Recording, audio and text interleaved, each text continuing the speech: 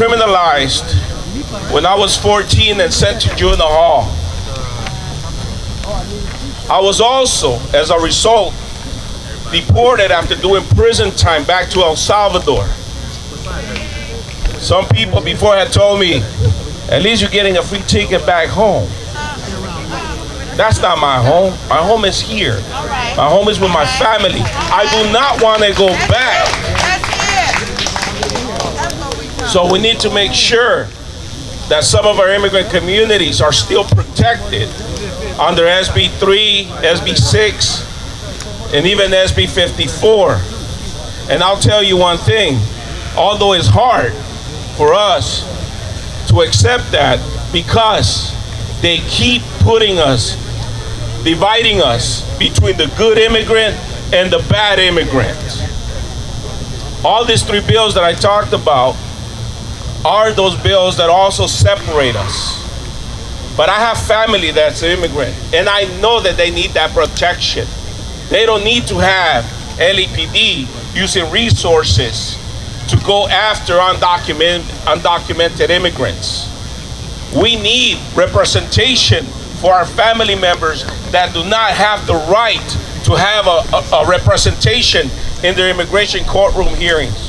Most of them representing themselves, children representing themselves as young as 6 years old in those immigration facilities without any legal representation. SB 6, SB 3 will help that. Proposition 64 would also help stop LAPD and other facilities from notifying immigration of certain individuals. But there it goes again, certain individuals that are non-violent.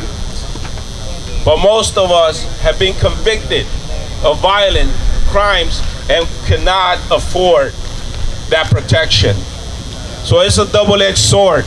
We want to one day be able to push them, and we are pushing them today because we're really not supporting those bills, but we know how difficult it is for many of our immigrant communities to be here. I also work with lifers that have been convicted to life in prison with possibility to be released one day, and they have a difficulty being released because of an immigration hold. These individuals, once they go out for a parole board hearing, they're denied solely because they don't have a reentry plan from their country of origin that they're mandated to have now, beside their reentry plan locally here in the state. Can you imagine somebody that after 25 to 30 years need to get people down there to write a letter of support? It's difficult. So we have a program that we're going into the prisons and helping them out. So as a formerly incarcerated, as a formerly deportee, I'm here today representing the immigrant community that have been criminalized throughout California. Right. Today, todos o nadie, todos o nadie, todos o nadie. Hola, mi nombre es Jaime Martinez. Okay, I'm gonna speak English instead. Right? How's that? My boss over here wanted to speak in Spanish, and he was gonna translate, but that's gonna be a problem. My name is Jaime Martinez. I wanted some youngsters from here from 14 to 17 beside me, but I wanted to show a reason for that. I was 17 years old when I was incarcerated. I was 48 when I came out. I did 31 years of my life in prison. And that's like he says right now, there is a lot of politics behind that because of the bills, the Senate right here, the White House, like somebody call it, the bills they make. Now we see 14 years old to 17 years old, 18 years old being given life in prison, some life without. And right here, I'm here to support SB 394, AB 3.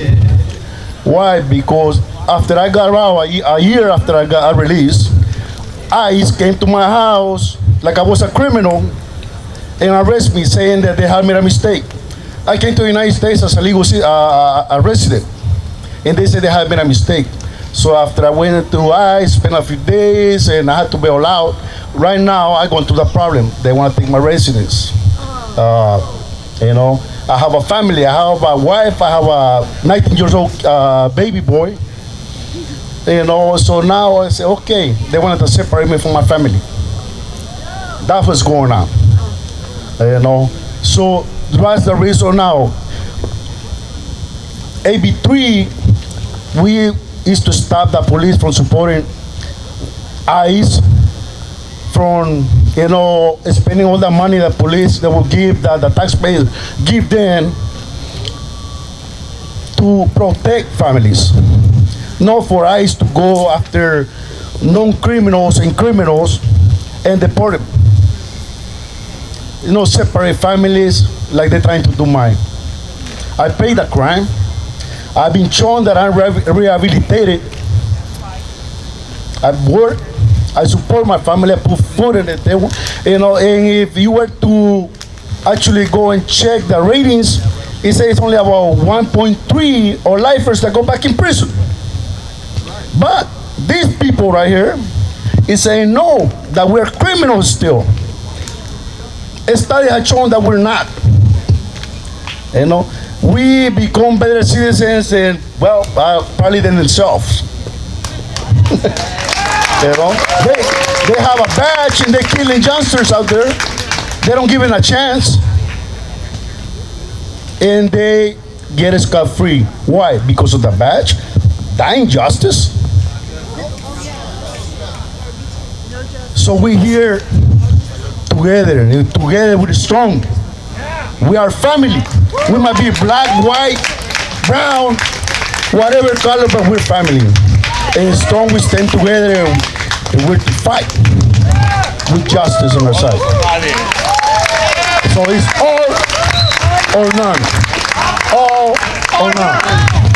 Thank you. We just want to acknowledge some of the family members that are here from our group right here.